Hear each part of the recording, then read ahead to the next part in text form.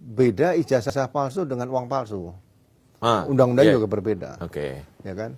Kita nyimpan uang palsu kalau ketahuan juga bisa diproses. Iya, betul. Ya kan? Apalagi menggunakan. Nah, sekarang kalau saya punya ijazah palsu dan saya sembunyikan atau saya bakar nih, apakah saya tidak bisa diproses? Ya, bukan foto. Ya, sebetulnya apa yang beredar dengan apa yang didapatkan dari KPU ini hampir sama dan sebangun ya. Jadi kalau dilihat kasat mata saja, jelas-jelas yang pernah ketemu secara fisik dengan Pak Jokowi pasti menyatakan itu bukan Pak Jokowi. Pernah jadi penyidik, pengalaman jadi penyidik, ya kita sampaikan. Jadi kita mengingatkan bahwa penyidikan itu harus mempedomani ketentuan-ketentuan apa yang ada dalam KUHP tadi.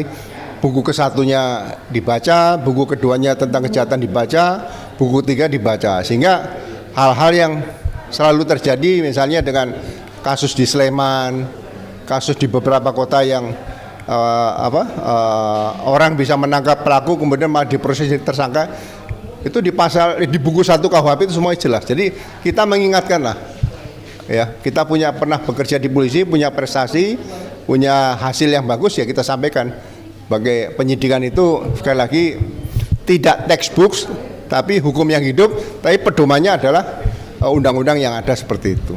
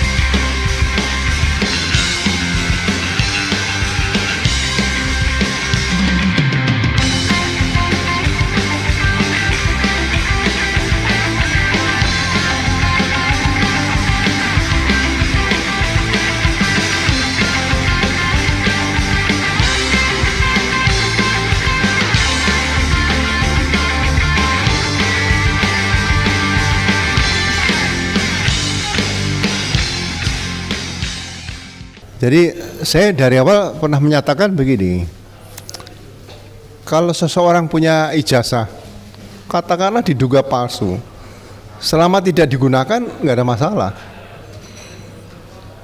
Karena ijazah yang diduga milik Pak Jokowi ini telah digunakan untuk mencalonkan diri menjadi wali kota Solo, kemudian menjadi gubernur DKI dan menjadi presiden 2 kali.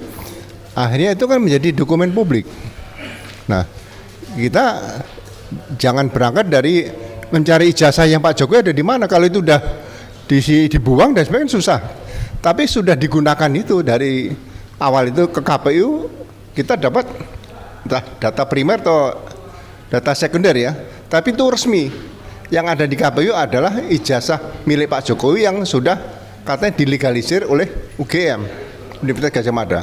Sehingga ini benar-benar akan menjadi barang bukti yang diserahkan berdasarkan putusan dari KIP tadi kepada Pak Bonatua tadi, menjadi bukti yang signifikan untuk bisa memproses dugaan ijazah palsu yang digunakan oleh KPU untuk mengajukan calon wali kota waktu itu, calon gubernur waktu itu, dan calon presiden waktu itu. Ini sangat luar biasa bagi saya bahwa keterbukaan ini akhirnya akan disampaikan melalui putusan KIP tadi. Jadi setelah resmi dari KPU diterima oleh Pak Bonatua tadi, itu melaporkan komisioner KPU baik di Solo, Jakarta maupun pusat ya, itu ke kepolisian. Kepolisian menyidik. Nah, disinilah penyidikan dugaan ijazah palsu mulai dilakukan oleh kepolisian. Kemudian menerbitkan laporan polisi, ya kemudian menerbitkan surat perintah dimulai penyidikan, kemudian melengkapi dengan administrasi penyidikan, sampai akhirnya juga menggunakan pemeriksaan laboratorium kriminalistik atau laboratorium forensik di situ. Jadi awal dari pembuktian ijazah yang diduga palsu tadi adalah dengan laporan yang harus dilakukan melaporkan komisioner KPU tadi ke Kepolisian Negara Republik Indonesia dengan barang bukti adalah ijazah yang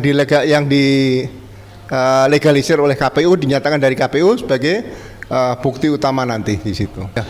Nanti setelah terbit surat perintah dimulai penyidikan, kan penyidik mulai melakukan penyidikan, ya, dan sampai akhirnya akan menyita dokumen asli yang dimiliki oleh yang bersangkutan. Asli dalam arti tanda petik ya, asli yang benar-benar ya asli bisa dari mana-mana. Yang diduga palsu tadi disita untuk dijadikan barang bukti. Gitu. Tapi yang jelas yang dari KPU ini sudah menjadi barang bukti otentik. Jadi kalau hanya meriksa embos dan sebagainya, kita harus bisa menemukan yang asli. Nah, mungkin ada pembandingnya nanti bisa meminta pembanding, jadi bukan disita ya, dijadikan alat pembanding saja, diminta secara kesadaran untuk setelah diperiksa secara laboratorium forensik dikembalikan kepada pemiliknya seperti itu. Kalau yang dari Dian Sandi menurut saya itu sebagai informasi publik, karena tidak diketahui aslinya di mana, hanya upload oleh Dian Sandi kan. Jadi masih debatable di situ. Jadi dengan putusan KIP tadi ini membuktikan bahwa ya walaupun dilihat hampir sama ya, yang otentik tadi bukti adalah yang didapatkan dari KPU tadi. Makanya nanti kan kita akan menemukan dokumen yang diduga palsu tadi. Apakah ada orang-orang misalnya di KPU, ya, komisioner KPU atau petugas KPU yang memanipulasi dokumen tadi? Ada 9 yang dibuka sekarang itu, Pak. Iya, semuanya nanti kan diperiksa. Jadi ini kan untuk pengalaman ke depan nanti 2029. Jadi jangan main-main dengan dokumen yang berkaitan dengan capres-cawapres, kemudian caleg, kemudian calon kepala daerah dan sebagainya. Jadi sekali lagi ya untuk kebaikan negara kita, makanya ini menjadi hal yang sangat signifikan untuk bisa dibuktikan bahwa ijazah itu sebetulnya asli atau palsu. Udah itu aja. Ya, bukan foto. Ya, sebetulnya apa yang beredar dengan apa yang didapatkan dari KPU ini hampir sama dan sebangun ya. Jadi kalau dilihat kasat mata saja, jelas-jelas yang pernah ketemu secara fisik dengan Pak Jokowi pasti menyatakan itu bukan Pak Jokowi. Secara kasat mata loh. Tapi kan harus ada pembuktian secara laboratorium forensik atau laboratorium kriminalistik seperti itu untuk kepastian hukum ke depan nanti. Saya berharap Polri kembali lagi sebagai aparat negara penegak hukum. Kembali melaksanakan secara profesional ya hal-hal yang berkaitan dengan dugaan peristiwa atau perbuatan pidana, dan ada peraturan perundang-undangan yang mengaturnya. Makanya saya katakan sekali lagi, penegak hukum tetap harus menguasai buku ke-1 tentang KUHP. Pasal 1 itu kunci awal untuk bekerja sebagai penegak hukum di situ. Jadi tidak asal menyebutkan pasal perbuatannya tidak diatur dalam kekuatan peraturan perundang-undangan pidana, tapi dinyatakan perbuatan pidana. Itu yang harus dihindari ya. Jadi sekali lagi mari kita sama-sama menghormati. Sekali lagi kalau pesan saya, pasal 1 KUHP, baik KUHP yang lama maupun kitab undang-undang hukum pidana yang baru, sama itu semuanya. Ya, saya sebagai seorang penyidik ya, pernah jadi penyidik, pengalaman jadi penyidik, ya kita sampaikan. Jadi kita mengingatkan bahwa penyidikan itu harus mempedomani ketentuan-ketentuan apa yang ada dalam KUHP tadi. Buku ke-1-nya dibaca, buku keduanya tentang kejahatan dibaca, buku 3 dibaca, sehingga hal-hal yang selalu terjadi misalnya dengan kasus di Sleman, kasus di beberapa kota yang orang bisa menangkap pelaku kemudian malah diproses tersangka, itu di buku 1 KUHP itu semua jelas. Jadi kita mengingatkan lah ya, kita pernah bekerja di polisi, punya prestasi, punya hasil yang bagus, ya kita sampaikan. Sebagai penyidikan itu sekali lagi tidak textbooks, tapi hukum yang hidup, tapi pedomannya adalah undang-undang yang ada seperti itu. Beda ijazah palsu dengan uang palsu.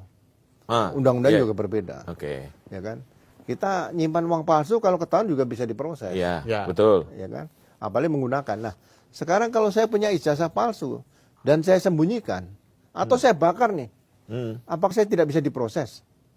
Saya tidak bisa diproses menyimpan ijazah palsu atau menghancurkan ijazah palsu kalau tidak saya gunakan. Ya. Oke. Nah, Ya. karena ijazah palsu digunakan, berarti kan ini ayat 2-nya bermain di sini.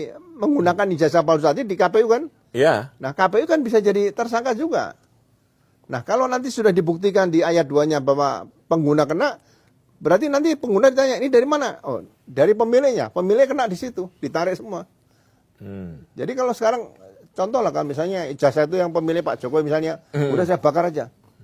Apakah itu menyelesaikan masalah? Belum. Karena sudah digunakan di KPU gitu loh. Nah, ini beratnya situ. Artinya 2 KPU itu harus diperiksa juga ya? Diperiksa, KPU Solo, Jakarta, dan Pusat. Jakarta dan 3 ya berarti ya? Iya. Karena itu ada aspek penggunaan Penggunaan di situ. untuk konsultasi pejabat publik. Betul. Jadi harusnya KPU itu sebagai Iya. penyelenggara untuk pemilihan kepala daerah, Iya. calon anggota legislatif dan presiden, atau kepala daerah tadi ya diteliti sebenarnya bagaimana ijazah. Jangan dianggap, wah ini calon presiden, cukup sini fotokopi ya. Nggak bisa, Pak.